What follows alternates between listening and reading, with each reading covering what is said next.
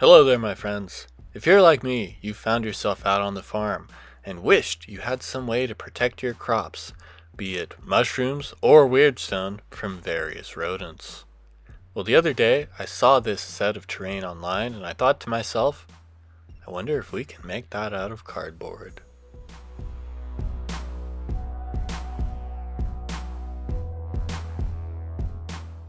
For this project, we're going to need some cardstock and 3 toothpicks per fence section. To start off, we'll make a base with the cardstock. I made mine 5 inches by 1 inch.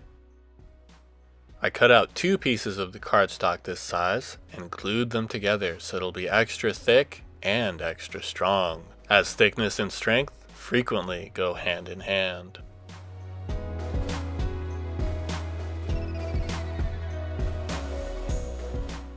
Then, with our remaining cardstock, we need to give both sides a wood texture. I'm using the prototype of the wood texturing tool that I've been developing. It is 4 times more efficient than just using a dull knife that I'd been using before. My prototype is made of Japanese stainless steel and is currently patent pending. As you can see, it makes creating wood texture on your cardstock a very, very easy affair. Then I drew some sort of rough guidelines on the cardstock because we're going to cut it into strips. Basically, we're just going to have some thin strips and some thick. Mostly thin though. I didn't really measure them. I just sort of used the lines as a guide and then cut whatever looked right.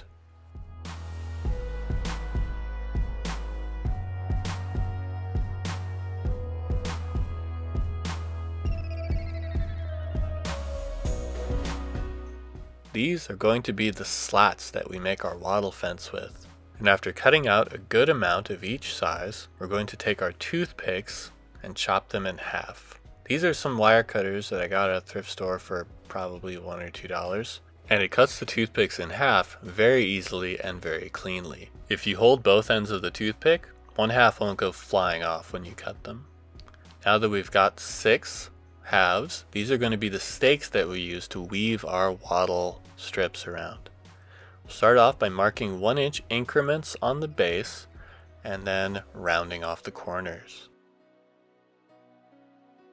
The spots I've marked are where we're going to put in the stakes, and what we're going to do is just take our knife and just gently sort of start a little hole in it that we can then push the stake through later. So that's our 4 holes in the middle, and then on each end, just do it in a little bit so that the cardboard doesn't tear. When you make your guide hole, you want to do it just so that just the tip of your knife is going through. Then we'll put some glue in each hole and push the toothpicks through.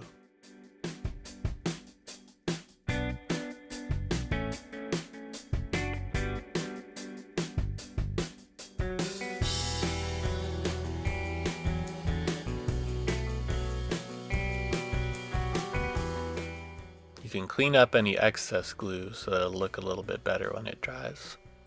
And after it's dried, we're going to take our wire cutters again and snip off the ends that are poking through the bottom of the base.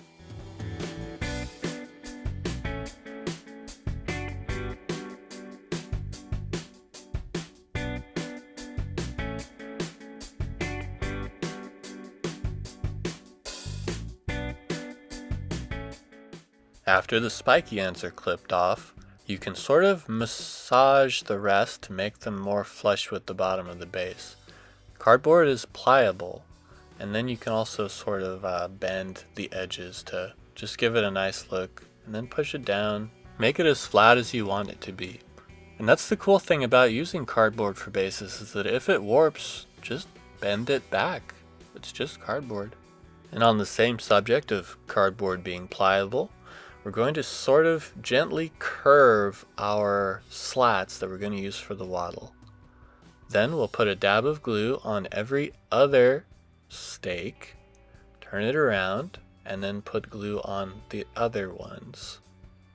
That way it sort of has an alternating pattern, and we can weave our wattle slats through it. We can weave our little strips of cardboard through it pretty easily. And because of the weave pattern, It's actually very strong. You can legit make this craft without using glue. I did it when I was testing it out just with the tension, and it held very well.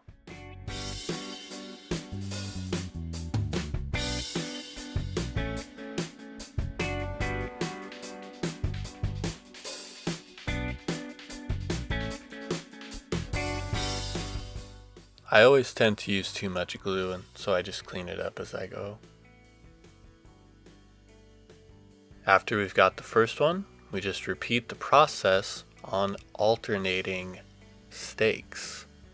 That way it weaves through on one side and then on the other side. And then we just repeat until you get your fence as high as you want it to be.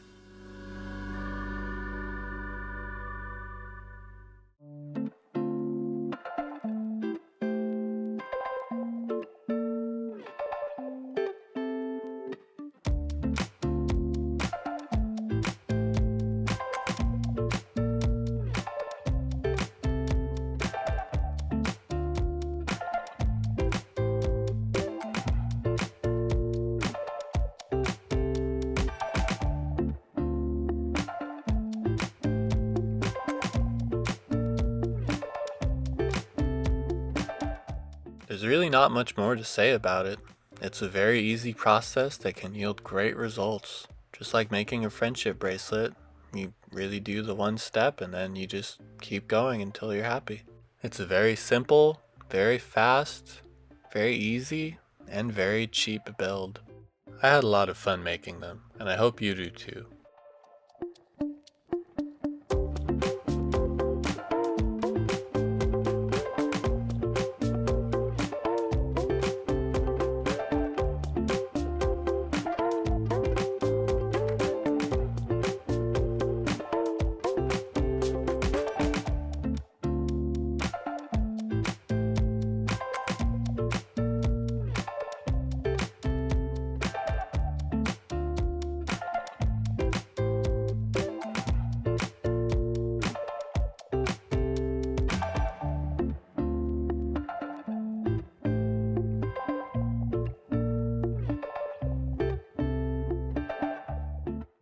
Once you got your fence section built the way you like, the detail stage is really just 3 steps. Starting with painting glue on the base and then putting some dirt from the garden on it.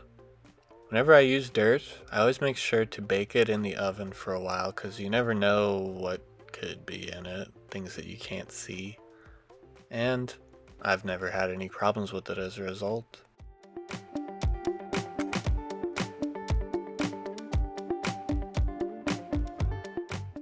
Then, I used some homemade primer for this, which is just black paint, glue, and a little water to thin it down.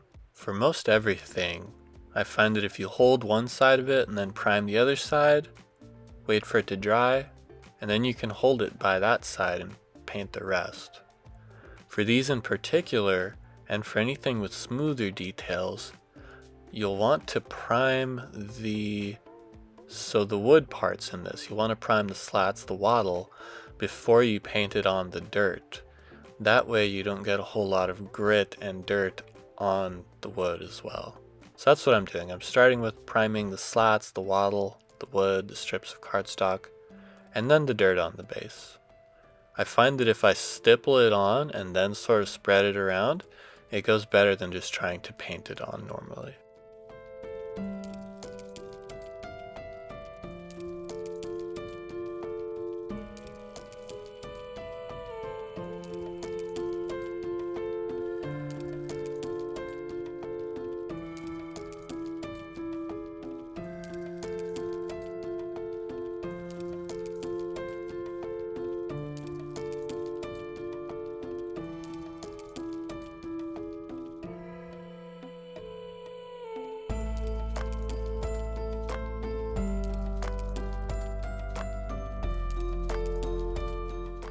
And then finally, after that's done, I give it all a dry brush of a white or off-white paint. I do this because, well, I'm still not that great at painting, but I found that this is a good way to get some pretty darn good results while still not having that high of a skill level.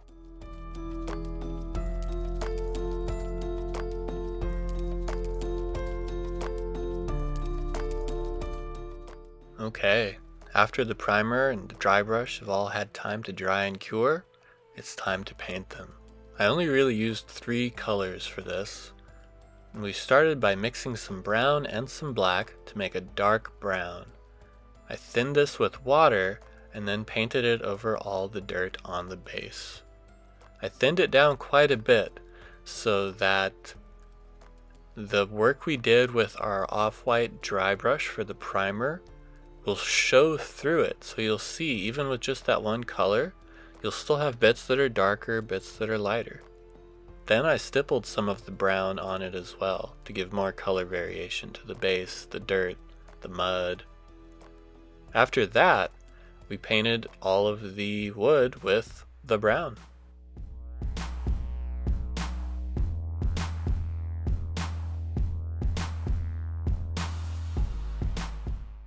And just like with our base, because of the undercoat we did, you can already see color variations just with one coat of brown.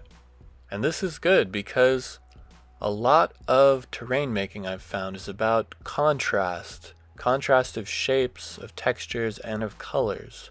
Because if it's all just one color, it'll look very flat. But if it's got different little bits that are lighter, darker, different shades, it'll look very good.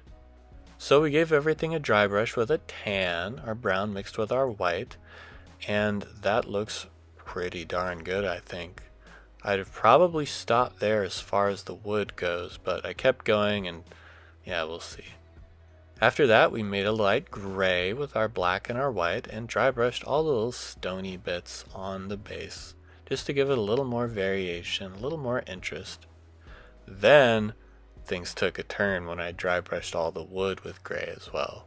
I probably wouldn't have done that if I was doing it again. I would probably just stop with the wood with the coat of brown and then the tan dry brush. But instead of stopping, I doubled down, dry brushed it all with gray and then with an off-white and thought it looked even worse. So I made a very thin brown, like a wash, very, very thin, and just painted it all over it to just give it a little shade. Washes are kind of like filters on photos. You can just gently change the shades of the whole thing. And that I think turned out pretty good. You can of course paint your fences whatever color you want. They're your fences. For me, I like the gray. I like the grayish tint that wood will have, but I thought it would be better a little bit browner. What do you think? If you haven't seen my cardboard stone ruins video, you should check it out first. And second, we left some overhang of the fences over the bases and then rounded the edges so that you can arrange them in pretty much any shape you want, just like we did with the cardboard stone ruins. I like how these fences turned out a lot, and I hope you do too. They're perfect for any little farm, village, cottage, or other terrain setup. Whether it's for wargaming, for a battlefield, for role-playing games, for the tabletop, or even for a little diorama or book nook scene. Whatever you want to make, I hope they work well for you. Thanks for watching, my friends. Take care until next time.